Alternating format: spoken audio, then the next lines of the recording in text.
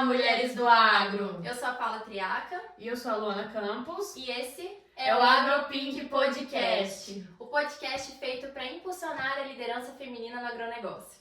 E hoje quem veio nos inspirar é a Isabela Bonato, sócia da Vinícola Brasília e do Vinhedo Almacenas. Exatamente. Bem-vinda! Muito obrigada. Um prazer estar com vocês aqui. Uma honra te receber, Bela. Acho importantíssimo repetir, inclusive, que esse movimento que vocês fazem é muito, muito importante, de alavancar mulheres. É Muito isso que bom. queremos mesmo. Isso mesmo.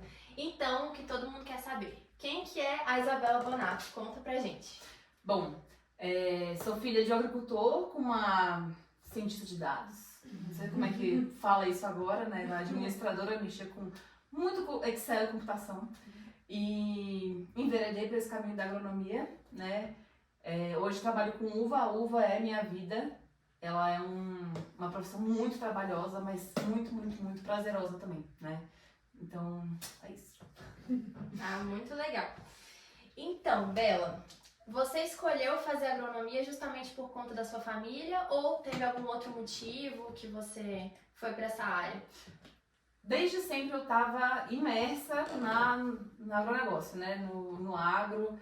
Lembro de quando eu era pequena que eu ia para a fazenda, corria atrás das ovelhas, enfim, avaliava as lavouras junto, então assim, estava sempre muito, muito, muito por dentro.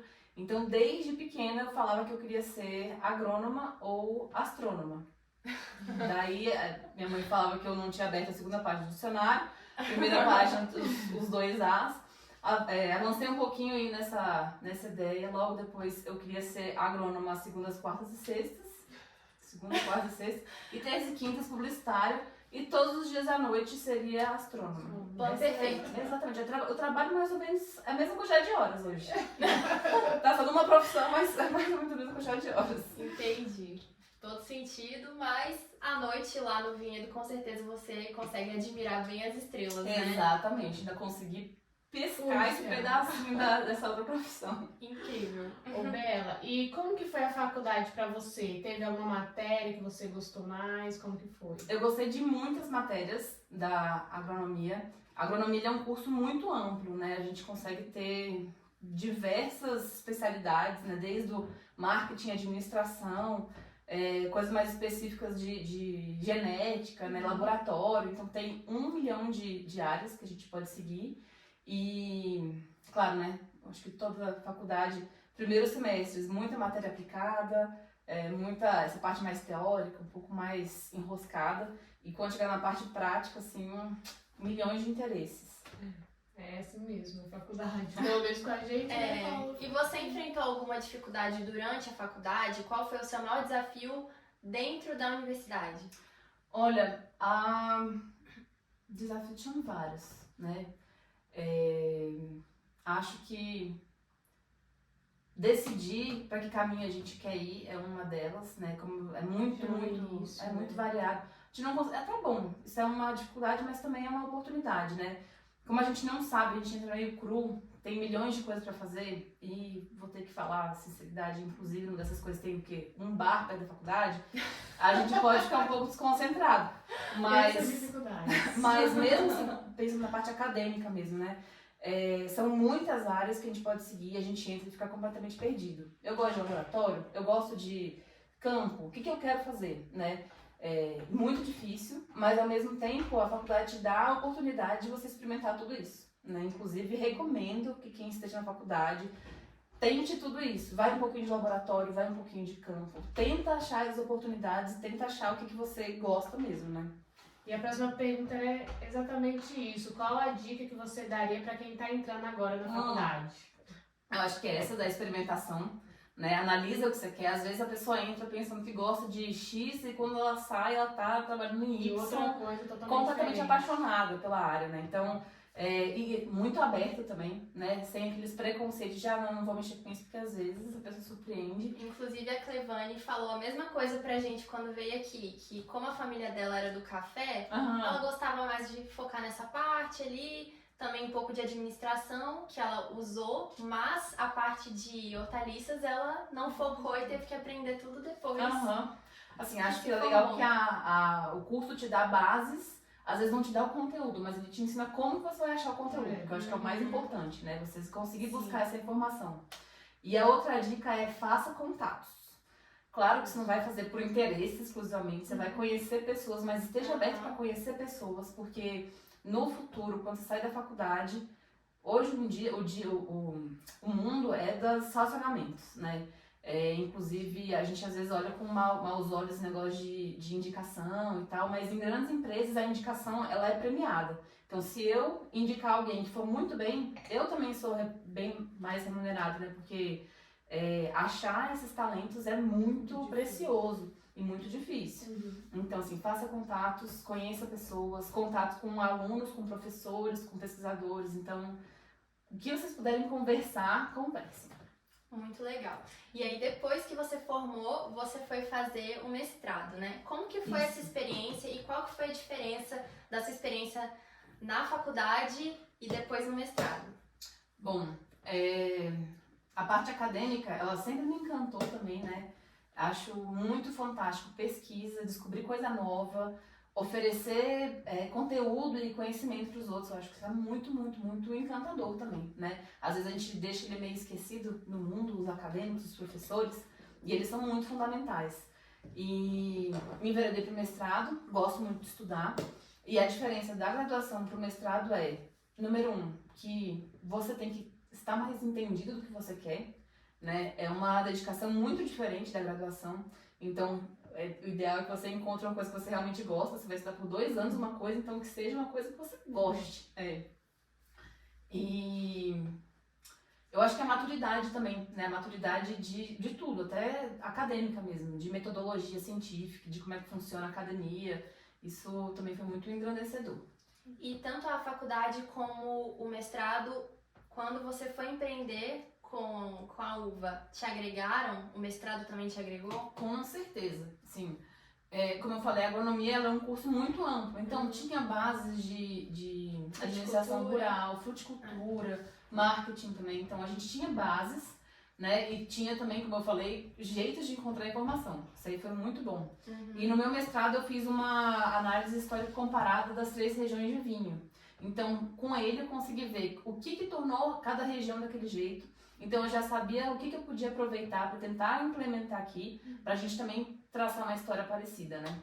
Quais que foram as regiões que você Foi sul de Minas, que é uma região... O Brasil, vou já falando mais, o Brasil ele é um país que eu acho que é o único no mundo que tem 3 regiões muito específicas, com viticulturas muito diferentes, né? Então a gente tem a tradicional lá no sul, que é a convencional, já é feita do jeito tradicional mesmo. Tem a tropical, que é lá do Vale de São Francisco, que é também muito peculiar. Eles conseguem ter até 2,5 safras por ano de uva.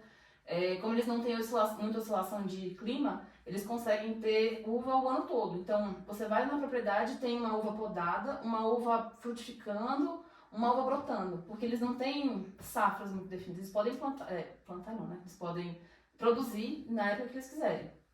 E a nova técnica agora da dupla poda que possibilitou essa nova região que é sul de Minas e, na verdade, quase que o Brasil todo, né? E fiz esse estudo nessas 3 regiões, identifiquei um monte de coisa, inclusive a importância do enoturismo, né? O conceito de região boa para vinho que tem que ser criado na cabeça do nosso consumidor, porque assim, viemos e convenhamos, falar que eu faço vinho no Centro-Oeste, apesar dessa história ter começado aí há uns 5 anos, é muito novo. O pessoal ainda fala assim, será que é verdade? Então, assim, foi muito, muito proveitoso. Tudo que eu aprendi, na verdade, né? Acho que, às vezes, a Clevane mesmo, o exemplo dela, que ela trabalhou com café, acabou mexendo com hortaliça, com certeza, muito do que ela aprendeu no café, ela conseguiu usar nas hortaliças. Assim, a gente fica, às vezes, batendo a cabeça num assunto só e dar uns 3 passos para trás e olhar de um jeito mais holístico o negócio ali, de maneira mais completa, agrega demais. Legal. Então, assim, essa área do lato sensu, né, que é a área do MBA e da pós, é uma área mais aplicada, é mais para quem vai seguir uma carreira no mercado, dentro de alguma empresa, ou aplicar no próprio negócio. Exatamente. E o stricto sensus, que é o mestrado, doutorado, pós-doc, é para quem vai ingressar na área acadêmica e viver ali com essas pesquisas que são muito importantes, né? Exatamente. São importantes para aplicar, inclusive, para quem está ali no mercado de trabalho. Ela vai ser utilizada em algum momento, né? Não é porque não... E isso, as que tem um pouco mais de demora, tem uns que também tem resposta imediata, né? Então, mas é pesquisa. É baixar a cabeça e ler bastante, pesquisar, fazer experimento. Não deu certo, faz de novo. Faz de novo. Mas essa área, assim, da academia, você pretende viver nessa área também de pesquisa ou ser professora? É algo que está nos seus planos? Eu, particularmente, acho encantador esse negócio de conseguir passar conhecimento. Então, ser professora, eu acho que é uma profissão, assim, que deve encher o coração. Tá sendo sofrida também, mas deve encher o coração. E, particularmente da minha área, que é chamada de viticultura, no Senado, a gente sabe que tem muita coisa para pesquisar ainda. Tudo que já foi pesquisado no mundo, no Sul, a gente vai ter que fazer aqui também. Então, esse friozinho na barriga de, meu Deus, eu preciso saber, eu preciso entender. E assim, eu preciso entender sem achismo, né? Porque às vezes a gente faz um empirismo e descobre aquilo, mas será que se eu reproduzir isso, não sei quantas vezes vai continuar o mesmo resultado? Então, me dá uma vontade muito grande de continuar pesquisando. Eu tenho uma lista assim, gigantesca de pesquisas que têm que ser feitas, que eu já quero resultado, inclusive incentivo que pessoas que estejam aí presas a fazer TCC ou querem fazer o mestrado, já enveredem por essa área da viticultura aqui do Já vai Cerrado. falar com a Bela pra ela Já dizer vem qual que vai ser pegar. o tema do seu TCC. Exatamente, porque tem muita coisa pra ser pesquisada. Tem mesmo. Muito bacana, Bela. Então, né, saindo da faculdade, você entrou no mercado de trabalho. E como que aconteceu essa transição entre a área de grãos e a área da uva? Inclusive é uma pergunta, né, da Ana Marta, tá aí? Como você vem de uma família que planta grãos, soja, milho, como que você se encantou pelas uvas? O encantamento pelas uvas, ela é muito mais antiga até que a agronomia, eu acho. Mas eu acho que quem mexe com lavoura, quem tá no meio do campo, tem a uva naquele imaginário, assim. A gente ouve em filme, livro, tá na história do mundo aí, desde que o mundo é mundo. Eu tenho uma ideia, assim, que a plantação, a produção de uvas é algo meio que artístico, artesanal. Eu tenho essa sensação, não sei se você tem também. Mas, assim, tem muita tecnologia, mas tem esse negócio do crochê, né? É feito de videira por videira, então realmente é uma coisa muito encantadora. E eu acho que pro agrônomo, especificamente, a uva, ela é uma vitrine. Quando você pega sei lá, você come um prato de feijão, você não pensa que o agrônomo errou, que ele acertou. Agora hoje, quando eu vejo um vinho, eu consigo falar assim, putz, será que eu acertei no potássio? Ah, tá. Meu vinho tá estável, não tá estável? Então tudo Essa agrônoma aí errou no potássio, a Bela já... essa não errou. Não, essa não. Tô dando um exemplo, esse aqui não errou nada. Não, isso tá perfeito. Tá perfeito.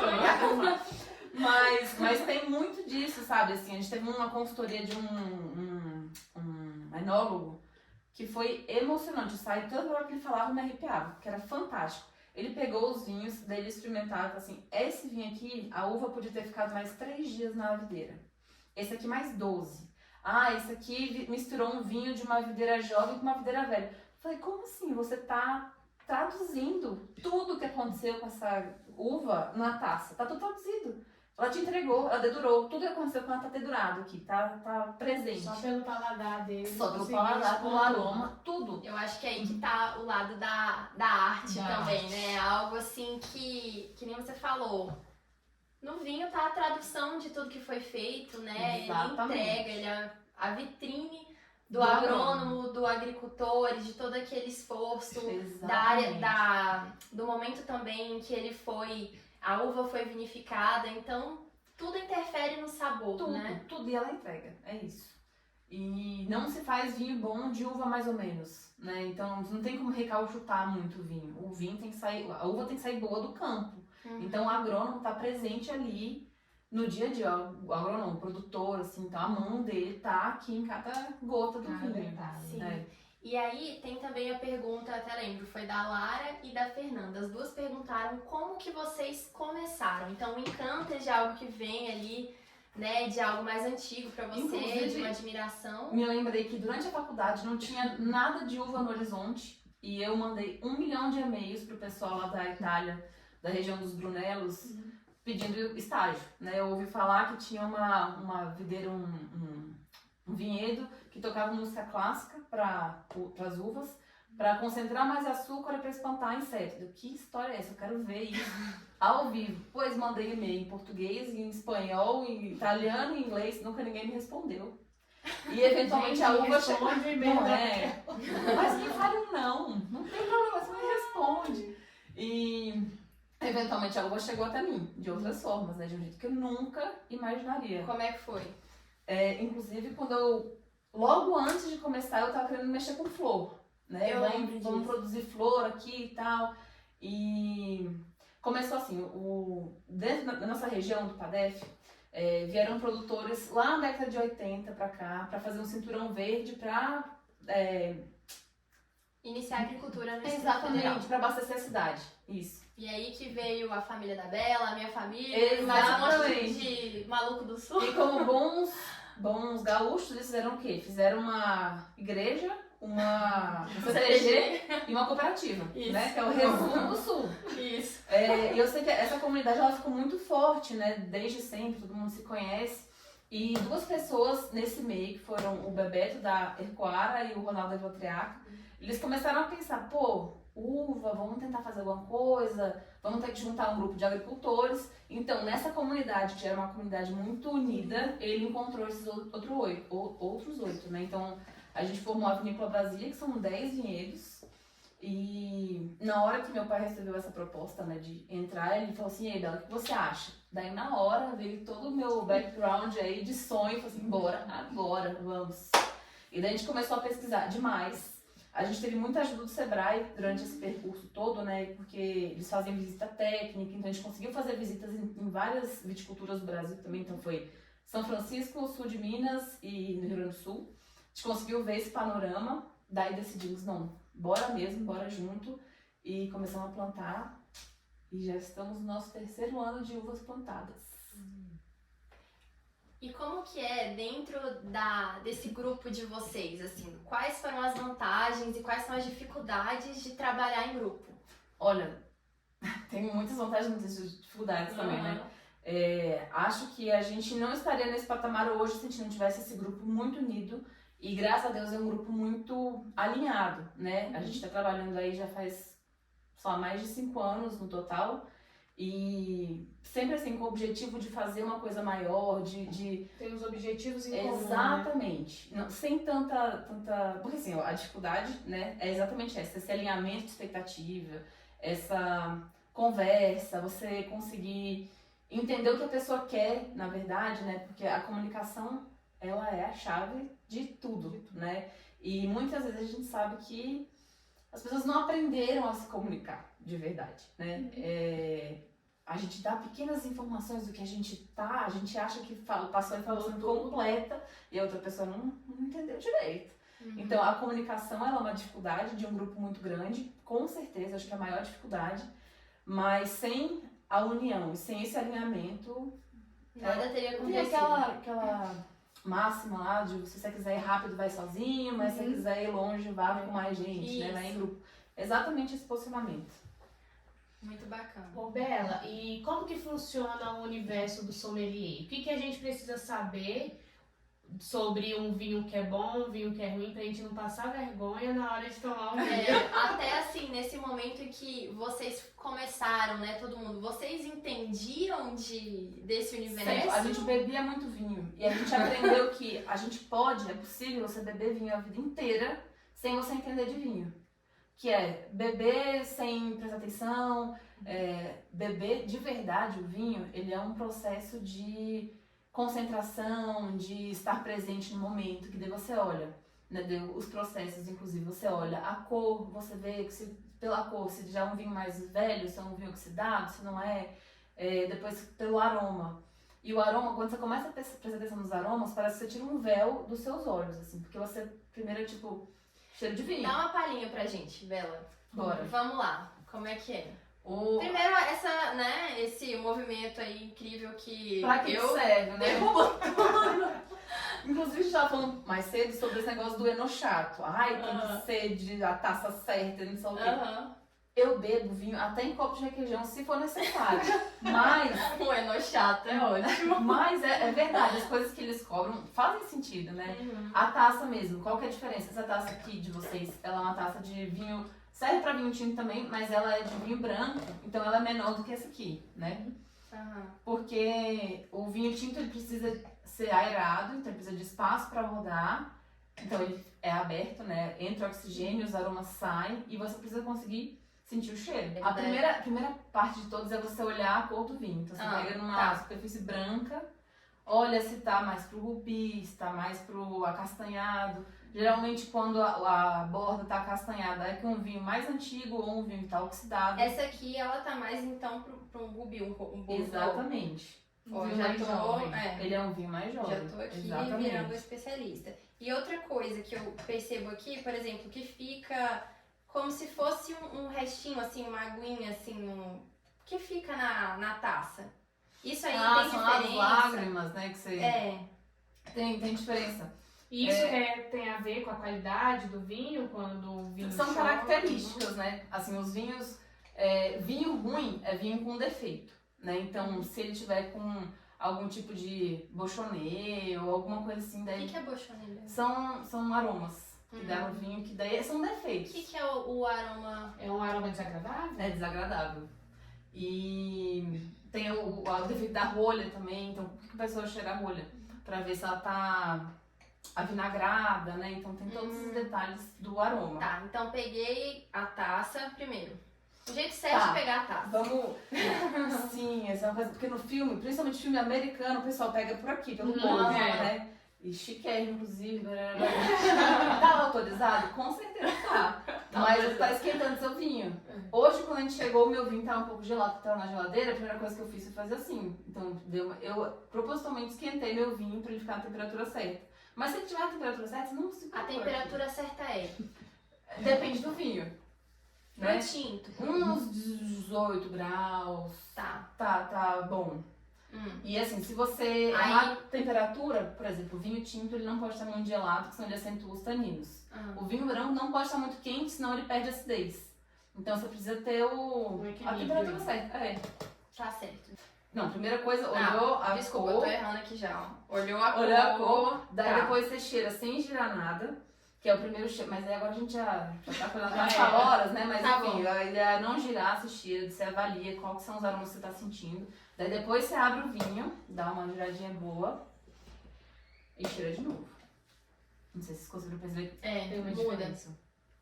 E sai muito mais aroma na girada, né? Daí depois você passa pra boca. Você sente o que você tá sentindo. Nesse caso aqui tem muita fruta vermelha e fruta preta, né? Então, amora, cereja. Uma coisa que é engraçada, que a gente do sommelier, né? Ele tem que aprender palavras certas. O que é o aroma do vinho, na verdade? É uma molécula que existe tanto no vinho quanto no morango, por exemplo. Né? Não é porque eu coloquei morango, é só porque são as mesmas moléculas que estão ali. E o sommelier tem que aprender a identificar essa molécula e ter um nome certo. Então, por exemplo, a gente usa muito alcaçuz. Eu não sei o que é alcaçuz, eu não tive acesso ao alcaçuz ainda, né? Mas você sabe... Alcaçuz não é aquele doce do Natal? Tem a bala do Natal. Mas tem uma fruta também, não é? Exatamente. O doce é o mais conhecido do que é feito com alcaçuz, né? Mas é muito dos Estados Unidos também, não tem muito aqui. Mas ele é um marcador que é muito conhecido. Acho que direto nas descrições o pessoal fala desse alcaçuz. Só que tem gostos que a gente... O gosto ele fica na nossa cabeça como memória, né? Se você nunca experimentou alcaçuz, você nunca vai achar um alcaçuz no seu vinho, né? Se você nunca experimentou morango, você não vai achar morango no seu vinho. E a gente fala que tem alguns marcadores que poderiam ser do Brasil, né? Esse cheiro de morango, pra mim, é um cheiro de Sete Belo. É a bala Sete Belo. É verdade. Perfeitamente. Mas a gente também tem que aprender a usar as palavras certas, no caso, principalmente o sommelier ou o enólogo, para conseguir se comunicar com outras pessoas, né? Mas basicamente é memória. Inclusive, quando eu fiz meu primeiro curso de sommelier na vida, o primeiro cheiro que eu senti, eu falei, eu tenho certeza do que é, consegui descrever perfeitamente o que é, foi cheiro de arreio de cavalo molhado. Suado. Primeira coisa que eu senti. que na verdade é um couro, né? Tem uma descrição outra, mas na minha cabeça, na hora, eu consegui visualizar até o cavalo e o arreio. Suado. Foi assim... Bem específico. Perfeitamente aquele cheiro, cara. E aqui esses vinhos que vocês estão fazendo aqui no Cerrado, eles têm alguns marcadores que evidenciam em relação às outras regiões? A gente tá no começo dessa história, né? A gente tá trabalhando aí, tem vindo desde 2018 e tal. Então, a gente está identificando o que tem dentro dos vinhos agora. A gente sabe que tem um mentol que perpassa aí pelos vinhos da região, mas a gente vai identificar a tipicidade, falar assim, é isso, aquilo, assim que as videiras estiverem mais estabilizadas. Entendi. E aí, Bela, quando você já colocou o vinho na boca? A gente fica muito na boca, né? É o tanino, que é a travadinha que dá, a acidez, que é a salivação, o dulçor do vinho também, e essa bochechada é pra você conseguir entender tudo, sabe? Você consegue sentir se tá travando mais, que daí seria o tanino, se a acidez veio, né? E ainda tem um que é mais feio ainda, então... Feio. Não é muito, não é chique, charmoso, não é chique. Que é pra oxigenar o vinho também, então esse processo de girar e tal, que entra oxigênio, ele dá na boca também, dá uma outra oxigenada, né? Então esse é o objetivo dessa performance, bem das mais charmosas. Bela, e como é possível a produção de uvas aqui no Cerrado? E qual a diferença da produção daqui pro Rio Grande do Sul, por exemplo? Massa. Inclusive, assim, esse negócio do preconceito do como que uma região que dizem que é quente, né? Principalmente considerando o Rio Grande do Sul, produz vinho e vinho de muita qualidade. Porque eu acho que no imaginário da galera, se não tiver frio, não dá pra fazer vinho, né? E... Bom, a técnica que fez isso acontecer é a dupla poda. Ela é uma técnica muito nova, ela é de dos anos 2000, se eu não me engano, de um cara chamado Murilo de Albuquerque Regina, um pesquisador do EPAMIG. Ele desenvolveu essa técnica que é empurrar o ciclo da videira para o inverno. Por isso que são duas podas. No Rio Grande do Sul ou em qualquer região tradicional, você produz, colhe, poda, né, uma vez só. Aqui não, a gente, na hora que ela iria produzir, que seria no começo do ano, mais ou menos em fevereiro, a gente vai lá e poda de novo. E daí ela faz um outro ciclo completo e produz no meio do ano. Que é uma temperatura muito mais amena. A gente aqui na região de Brasília, a gente sabe que a gente é meio camelo, então não tem chuva, não chove, simples assim. Muito seco. Muito seco. E tem uma amplitude térmica muito boa, porque como a gente tem esse clima desértico, não tem a umidade do ar para segurar a temperatura, de dia é muito quente assim nos 27 graus, e de noite baixa para 10, 7, 8, então assim, são pelo menos 20 graus de amplitude térmica, e é o que a uva adora, né? Porque ela precisa de energia, ela precisa de luz para fazer a fotossíntese e juntar tudo que ela precisa dentro dela. Então todos os compostos, os compostos fenólicos, antocianina, tudo ela precisa dessa energia para fazer, os açúcares, e ela não pode gastar isso durante a noite. Então é como se você estivesse colocando ela dentro da geladeira com essa temperatura baixa. E ela não perde acidez. Seria isso. Daí ela não gasta o que ela tem. Então ela consegue juntar o que ela precisa sem perder tanta acidez, que é o que ela perderia à noite.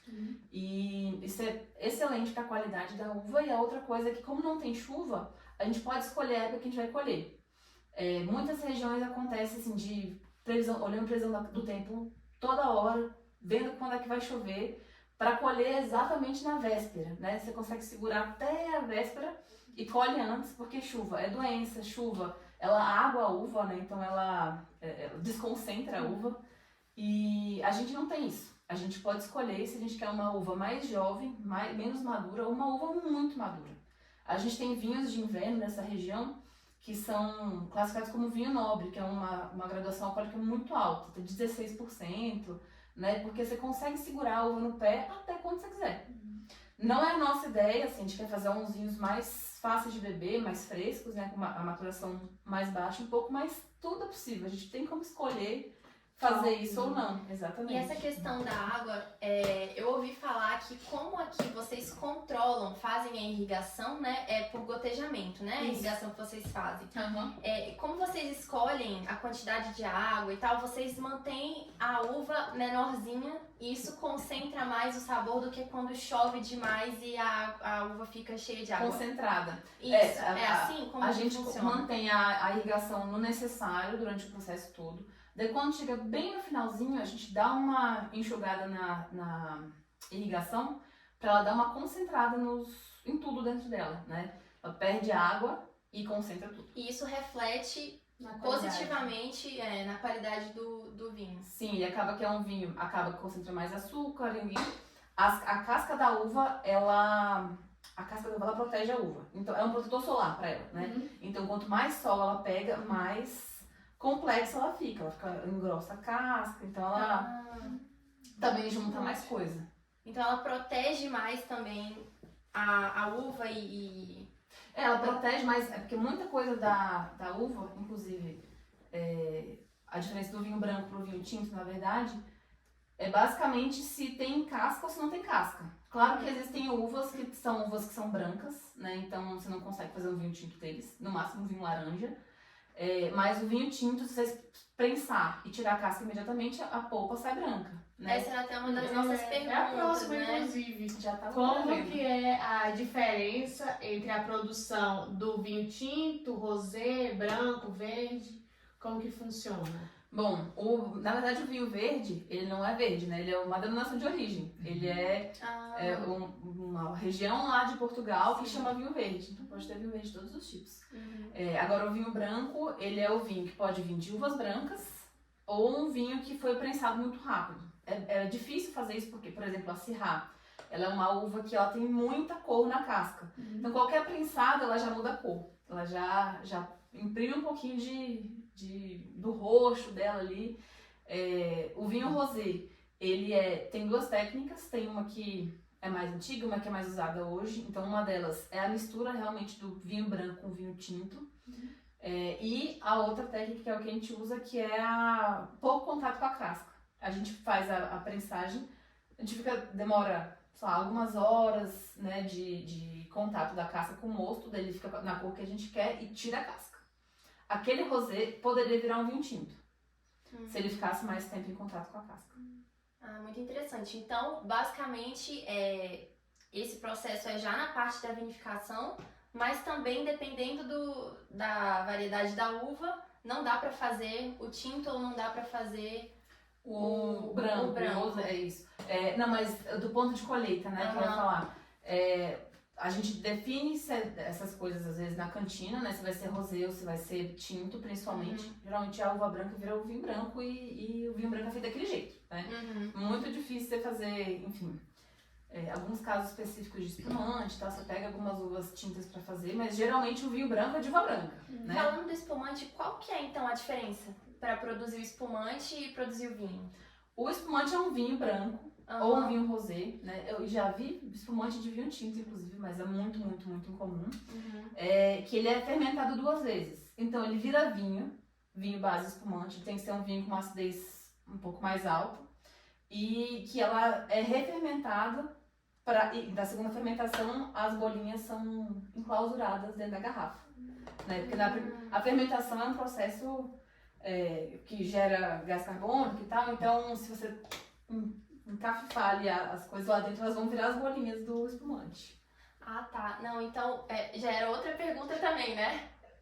Que era de como que é esse processo da uva pro vinho? Dentro da vinícola, como que funciona o processo? Quais são os maquinários e, enfim, os equipamentos que vocês usam para fazer essa transformação? Nossa, esse processo é comprido. Mas, assim, resumindo, bem resumidamente mesmo, a uva chega, ela é desengaçada e eu vou falar que é o processo básico, mas existem alterações, né? Tem gente que faz tudo diferente e dá um resultado diferente.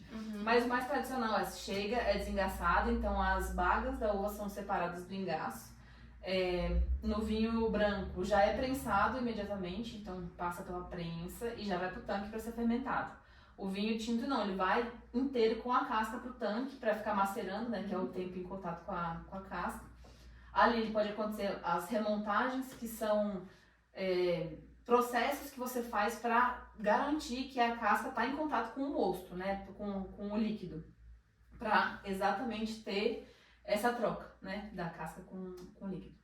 E a fermentação, depois tira as cascas, né, e já vai para o invase. E aí o invase, vocês têm lá um equipamento também que já faz esse processo. A Vinícola Brasília está com equipamento assim, como Vinícola Brasília, a gente tentou ser muito tecnológico, né?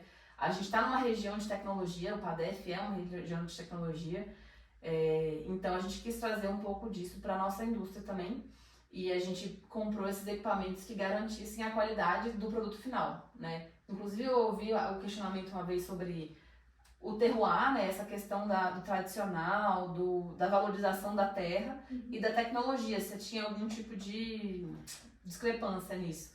E não, a tecnologia, esses equipamentos, eles conseguem garantir que aquela uva, aquele mosto vai virar uma uva que vai preservar o que eu quiser que seja preservado, inclusive o terroir, né? E daí dentro desses equipamentos a gente tem uma linha de invase também super completa. A gente está invasando tanto com rolha quanto com...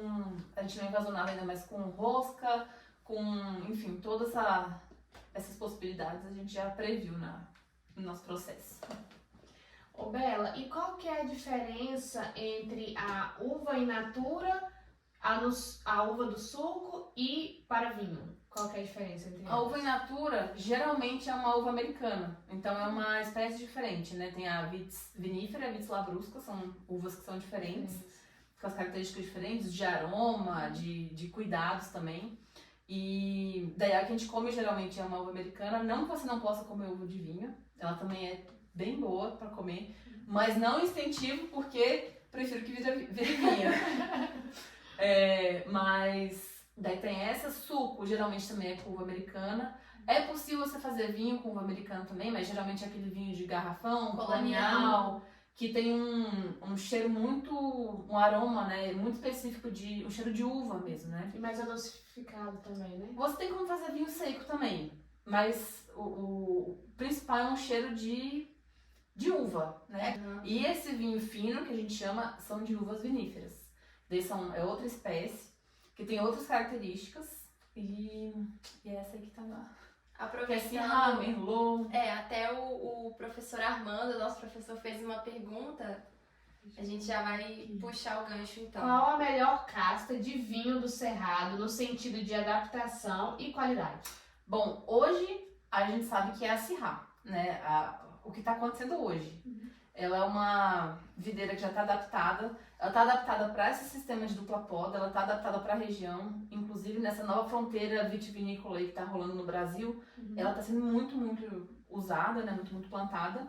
Mas, de acordo com alguns pesquisadores, inclusive o Juliano Pereira lá da Embrapa, ele fala, provavelmente vocês ainda vão descobrir qual que é a casta ícone de vocês, qual que vai ser mais bem adaptada ainda, qual que vai ter um sabor assim que vai ultrapassar o que vocês já estão achando de qualidade da Syrah. Então, nova região, tudo é pesquisa. Por enquanto é a Syrah e a Sauvignon Blanc, são duas castas que estão super adaptadas. Mas a gente ainda vai descobrir muita coisa. A Syrah, ela é de onde mesmo? Ela vem lá da França, do Vale do Rhône. E a Sauvignon Blanc também? É, tudo também é da França. Inclusive a Cabernet Sauvignon, que é uma uva tinta, ela é filha da Sauvignon Blanc. É mesmo? Interessante. Pois é. Quais que são as maiores dificuldades de cultivo entre a uva que é para vinho e a uva que é para mesa? A incidência de doenças, ela é uma grande diferença mesmo. O cuidado da vinífera, ela é muito diferenciado em comparação com a americana. Quais que são as doenças que mais aparecem na uva? Nossa, míldio e oídio. Aqui na região, principalmente, né? São as duas que mais aparecem, assim, sem a menor dúvida. Bela, os vinhos de vocês têm sido premiados. Nos explique quais são as características que eles avaliam nesses eventos e por que você acha que no Cerrado tem dado tão certo a qualidade dos vinhos?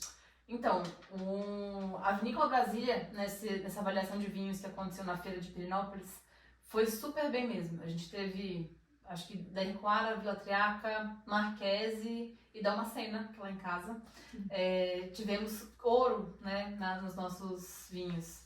Uma felicidade gigantesca. Nossa Senhora, muito bom ver o resultado, né? E foi a primeira premiação que a gente teve, na verdade, o primeiro concurso que a gente colocou o nosso vinho, o Dalmacena. Ficamos até em dúvida se a gente colocava ou não, aquela ansiedade, e tivemos Mas essa... foi um ouro especial, então, primeiro... Da primeira competição que a gente colocou o nosso vinho, foi muito especial. Eles avaliam todas as características do vinho, né, de qualidade, eles veem se tem algum tipo de defeito também. Inclusive, é uma curiosidade, os avaliadores assim, de grandes eventos, Decanter, eles são julgados, os avaliadores, para balizar as características que eles vão avaliar. Então, eles fazem prova, e se todo mundo colocou a nota 7 e ele colocou uma nota 9 ou colocou uma nota 6, ele já não pode mais participar da degustação. Bela, a gente estava falando muito sobre terroir, né? Para quem não sabe, o que é terroir? Terroir é uma palavra francesa que não tem tradução para o português, e ele engloba tudo que a uva, do contexto da uva, né? Então, o solo da videira, o clima que ela tá, o contexto climático que ela tá, o manejo do produtor e o manejo dentro da cantina. Então, é basicamente tudo que envolve aquela região, né? Aquele lugar onde aquela videira tá. Ô Bela, quais são os maiores desafios que você tem empreendendo com as uvas? Bom, trabalhar com agricultura é um grande desafio, já depender do céu, da geada, da temperatura, isso aí já dá espaço para muita oração e taquicardia às vezes. E empreender também, né? O empreender é um grande desafio. Também são riscos, são outros tipos de riscos, mas que estão lá na porta direto. É o mercado, que eu não sei como é que vai responder, colocar um produto novo, novas regiões. Não é um produto que já existe que eu tô indo na rabeira, né? É uma coisa nova que está acontecendo, então dá muito frio na barriga.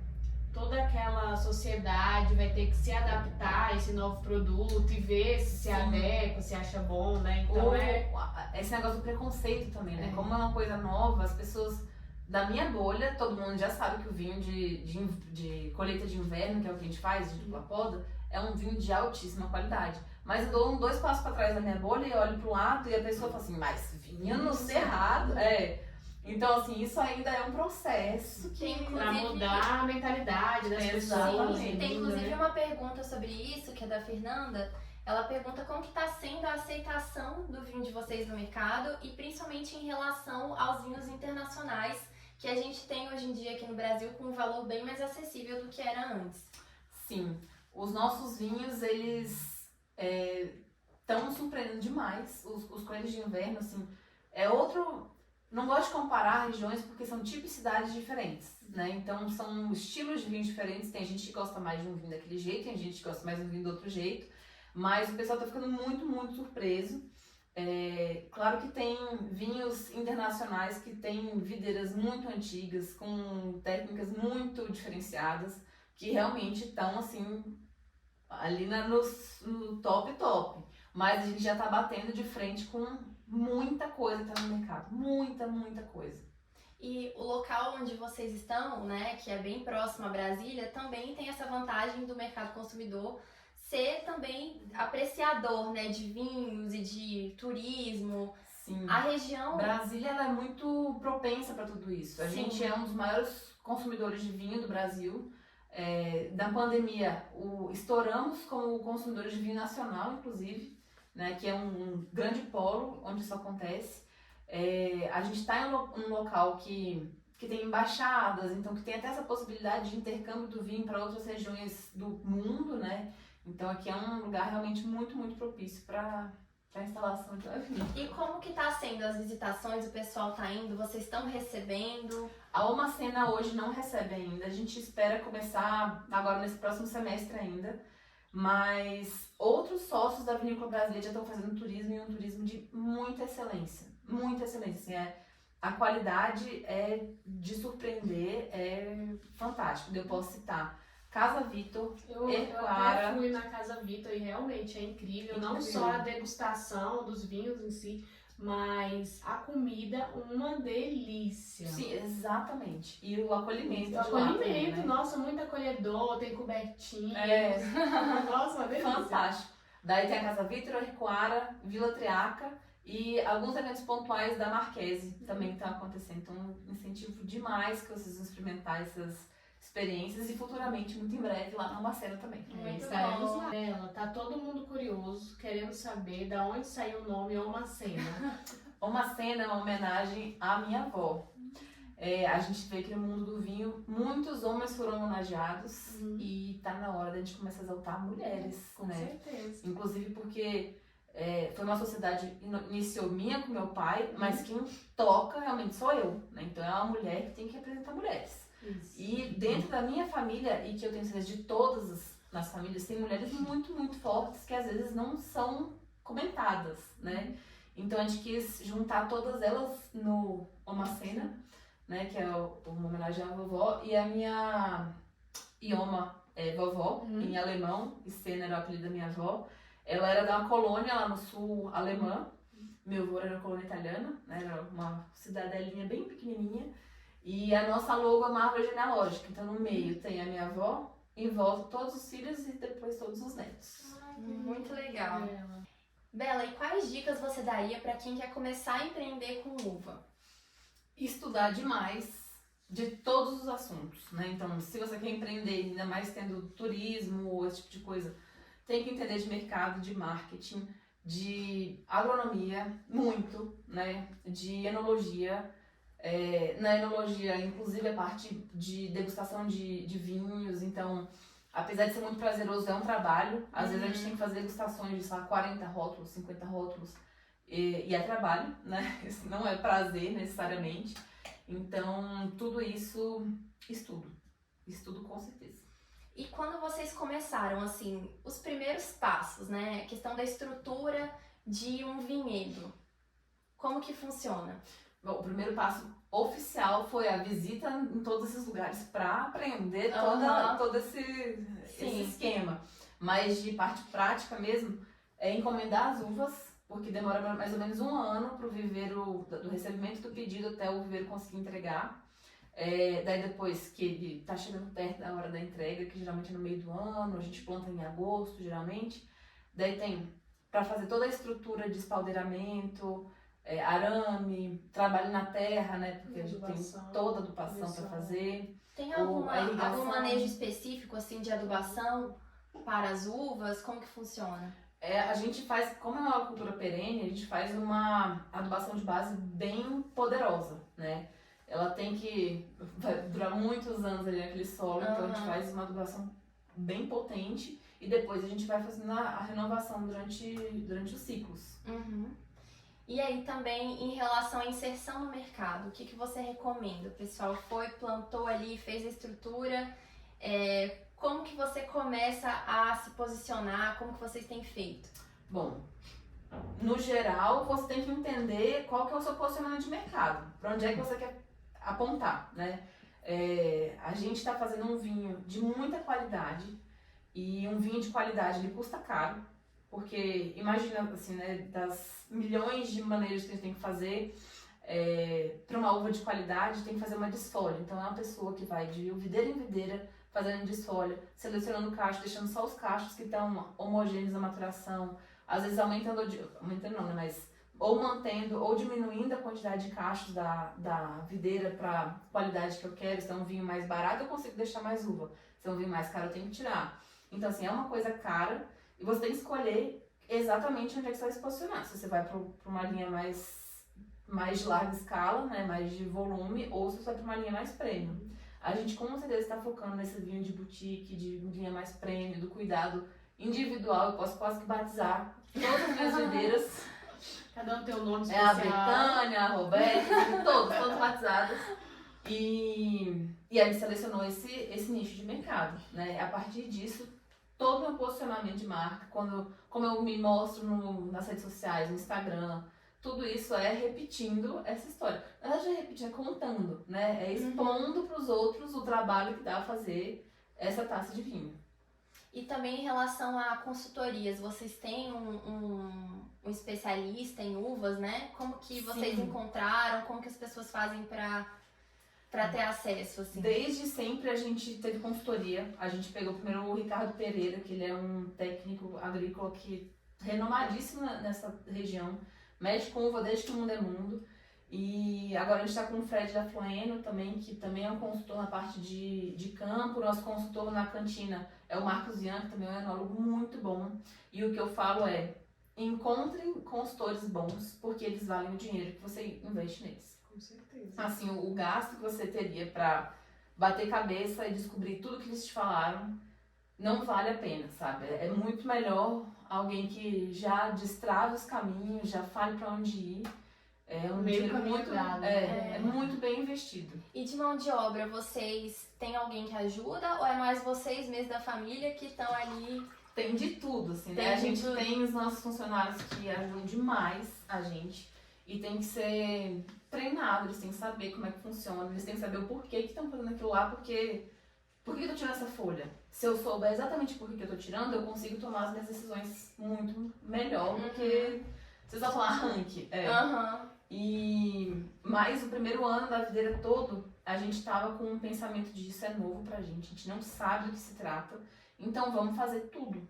A gente tinha funcionário ajudando, mas 100% de todas as ações que vocês podem imaginar do vinhedo, eu já fiz, todas. Eu trisquei em 100% das uvas do meu vinhedo, enfim, fiz de tudo e eu sei exatamente, inclusive, qual que é a dor nas costas que meu funcionário pode ter ou não, sabe? Isso foi muito positivo, muito trabalhoso, mas muito, muito bom. Você já sabe ali corrigir a dor deles, Exato, né? Pra não ficar algo tão dificultoso e atrapalha a qualidade do vinho no final, né? Pois é, e de conseguir entender as dificuldades mesmo, né? De tudo, de tentar resolver e de saber o horário que é melhor de fazer. De orientar, né, da melhor forma. Eu sei que 2 da tarde, cara, o sol tá insuportável na cabeça, então a gente faz um horário flexível pra gente pegar começo de dia e final de dia, né, então isso foi muito bom, pra entender de verdade todos os... e o processo inteiro da lavoura, né. E nessa parte de turismo a gente também tem uma pergunta, né? Isso. A gente viu que é uma estratégia de vocês utilizar o turismo. E como que tá funcionando esse encurtamento da cadeia do vinho? É fundamental. Inclusive foi uma das grandes coisas que eu entendi no mestrado foi a importância do turismo para divulgação e para criar uma ideia de região que é boa para vinho. É aquele negócio. Se eu não tivesse turismo, se eu tivesse tentando colocar meu vinho no mercado, falando que é um vinho de Brasília, e a pessoa não viu o meu cuidado, não viu minhas uvas, não chegou aí lá, ele não vai nem querer comprar, porque ele acha que é... É aquele negócio de conexão, né? Exatamente. O vinho, ele é um produto de relacionamento. Então, você vai comprar meu vinho porque você ouviu uma história, daí você vai experimentar e fala assim, cara, esse vinho é muito bom. Vou continuar comprando. Esse é o vinho lá da Isabela. E vai remeter, né? A uma experiência positiva. Exatamente. O turismo, ele tem esse negócio de, ainda mais no comecinho, de fazer a pessoa fazer... Eu, Macena, faço parte dessa história e você faz parte da minha. Essa conexão, cara, não se perde mais. Bela, nós recebemos algumas perguntas no Instagram e uma delas foi da Lara. Ela perguntou qual o principal desafio no dia a dia do seu negócio, principalmente porque você trabalha em família, né? Trabalho em família. E é uma grande vantagem, é muito bom estar perto da família o tempo todo. Mas também é um grande desafio, né? Assim, o meu dia a dia não acaba nas minhas 8 horas diárias de trabalho nunca. Até porque empreendedor não tem 8 horas de trabalho diário. Mas eu chego em casa, vou jantar, o assunto da janta é trabalho. O café da manhã, o assunto da janta é trabalho. O momento em família, sempre o trabalho perpassa ali, né, nos assuntos. Fora que a gente mistura muita coisa. A gente tenta não misturar, mas é muito difícil. Misturar o que é pessoal com o que é profissional. Enfim, isso é muito difícil. A comunicação é uma questão importante. entender que a pessoa é filha, mas ela é sócia também, é muito difícil, né? Essa hierarquia que se forma e que em alguns momentos, respeitando a pessoa, né, o pai ou a mãe, você tem que colocar seu posicionamento que é diferenciado, isso é mais difícil, essas relações, ou mais fácil, depende, né? Isso relativo. Muito relativo, depende do momento, enfim, mas tem essas dificuldades e acho importantíssimo quem trabalha com família ter um psicólogo do lado, muito importante, para tudo, para tratar o que ficou para trás da família, né? Porque a gente tem traumas, todos têm, na melhor criação da história, você vai ter deixado algum trauminha no seu filho, pode esquecer. E para entender como é que se comunica, né? Comunicação é a grande chave para o trabalho em qualquer coisa. O óbvio tem que ser dito, né? O óbvio tem que ser dito várias vezes, repetido e escrito na agendinha e em todos os lugares, porque o óbvio não é óbvio. O óbvio só é óbvio para quem acha que é óbvio. Pro outro, não, Então, geralmente a não sua é. dica é psicólogo e trabalhar sua comunicação e paciência e maturidade. Paciência e maturidade, com certeza. E mudei muito do começo do trabalho em família para agora, assim, tento entender até como que, estrategicamente, como eu posso passar informação para que a pessoa entenda melhor, ou entenda comunicação não violenta, sabe? Aquele negócio de eu vou falar um negócio para você, mas você tem que entender que não é uma crítica pessoal, então, assim, isso é muito, muito legal, assim, é importante que tenha isso. Muito bacana. Também a gente teve uma pergunta aqui da Fernanda, para onde vocês enviam os vinhos produzidos? Então, a gente não vendeu nada ainda. Isso aqui é a maior realidade. A nossa primeira safra foi essa aqui do Vernáculo, então a gente teve só 600 garrafas e a gente tá quase que trancafiando debaixo da cama porque estamos economizando assim total, porque ela é uma safra histórica pra gente, a primeira de todas. Agora premiada, então a gente tá aqui assim, na Agropink. É verdade, saúde. E... saúde. Agora a nossa segunda safra vai ficar pronta, a gente espera que no final do ano, começo do ano que vem, daí sim essa safra vai ser comercializada. Principalmente lá em casa, lá no Enoturismo da Uma Cena. E também da Vinícola Brasília, né? Da Vinícola Brasília, serão vinhos da Vinícola Brasília. Então, diferente de outras vinícolas, outros vinhedos, vocês não vão, a princípio, colocar em mercado? Colocar em mercado é aquele negócio do preconceito, da pessoa, do posicionamento de mercado. Quando você chega num supermercado, vê aquelas prateleiras cheias, vê um vinho francês, um vinho argentino, que daí tá na cabeça de todo mundo que é um vinho melhor, que não necessariamente é mesmo. Ainda mais em faixas baixas de preço. Daí é muito difícil de competir. A gente não tá com o nome consolidado ainda, colocado cara a cara ali com um negócio que já tá no imaginário do consumidor é muito difícil. Aí então, que entra o enoturismo também. Exatamente. Pra valorizar o produto de vocês. A pessoa vem, vê minha experiência, vê meu cuidado, experimenta o meu vinho e fala, esse vinho é muito bom, daí eu vou continuar comprando. Daí sim, a gente vai ter o e-commerce da Vinícola Brasília, que vai vender de todos os 10 sócios também. E a pessoa que já conheceu facilmente consegue comprar pela internet. Muito bacana. E o Eduardo Constantin perguntou, Isabela, quais os principais desafios para as mulheres empreendedoras no agro atualmente? Olha, a gente já avançou muito como mulher no agro, muito. A gente parou de ter essas grandes, não grandes, essas barreiras óbvias, né? Tipo, se você não falar que ela não pode ser agrônoma, a gente vê agrônomas em todos os lugares. A questão, ela tá muito mais na sutileza agora, né? O que é muito mais difícil, porque hoje em dia o machismo, ele é muito mal visto. Se alguém falar uma bobagem pra gente, em volta o pessoal vai falar assim, nossa, que babaca. Que ele falou isso. Exatamente.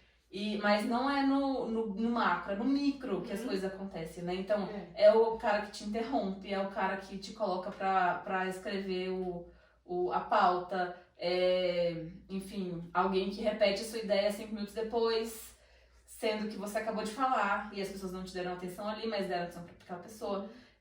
Então, isso acontece. E acontece de pessoas que são muito boas, que são queridas, que querem seu bem, mas que não conseguem perceber que estão reproduzindo essas pequenas agulhadas, né, E na como que gente. você faz no seu dia a dia ali, ainda mais lidando dentro da Vinícola Brasília, né?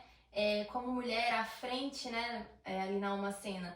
Você tem alguma estratégia que você usa pra conseguir, né? Falar suas ideias, se posicionar um pouco mais? O massa é assim, você entender, por isso que é legal a gente dar uma lida nessas coisas e entender que essas são coisas que acontecem.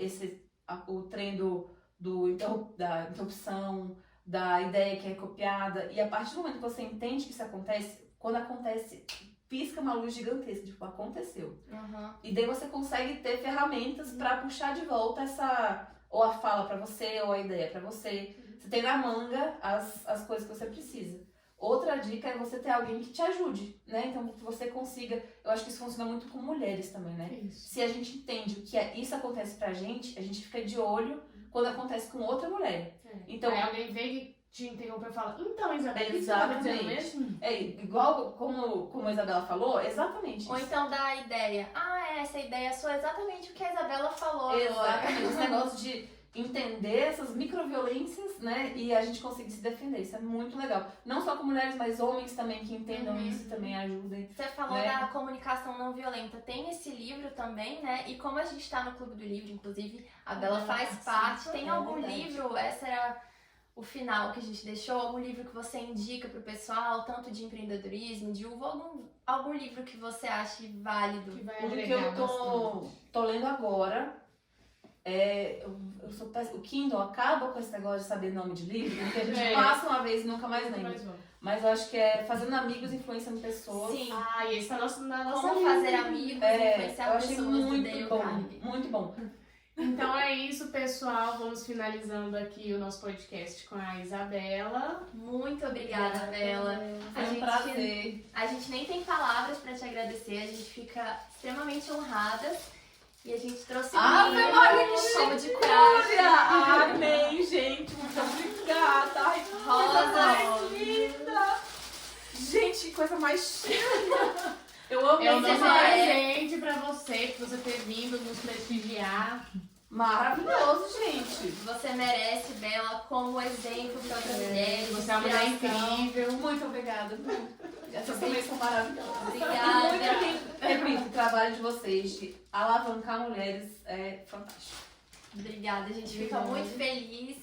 E a gente fica aqui abertas, né, pra gente se ajudar, qualquer coisa que vocês precisarem dar uma cena. A gente pretende também retribuir a visita, né? Exatamente. Isso, Ir lá conhecer minhas crias. Eu já conheço as Eu crias, ainda não né? é isso, tô curiosa. Vamos passar lá e Isso mostrar mesmo. pro pessoal. Mas é isso, Bela, é a forma da gente te prestigiar, agradecer a sua presença aqui, Obrigada. por inspirar outras meninas, né, do agro. E tem algum recado que você quer deixar para as meninas do agro? Vale a pena. Assim, às vezes a gente bate a cabeça em algumas coisas, aquele negócio de síndrome da impostora que nos... Isso é importante. acontece Bastante. demais. A gente sai da faculdade e daí a gente toma umas na cabeça. Mas vale a pena. Vale a pena porque a gente também é teimosa. Tem que ser Isso persistente, mesmo, né? E E a tem gente- espaço pra gente, mesmo que a gente às vezes tenha que Tem algumas passar por alguma dificuldades. situação, Tem- a gente... Tem espaço pra gente, ainda mais quando a gente se apoia, Sim. sabe? Daí a gente ocupa o espaço que é nosso. Então, isso mesmo. Vamos junto, Então, né? gente, muito obrigada. E até o próximo episódio. Tchau.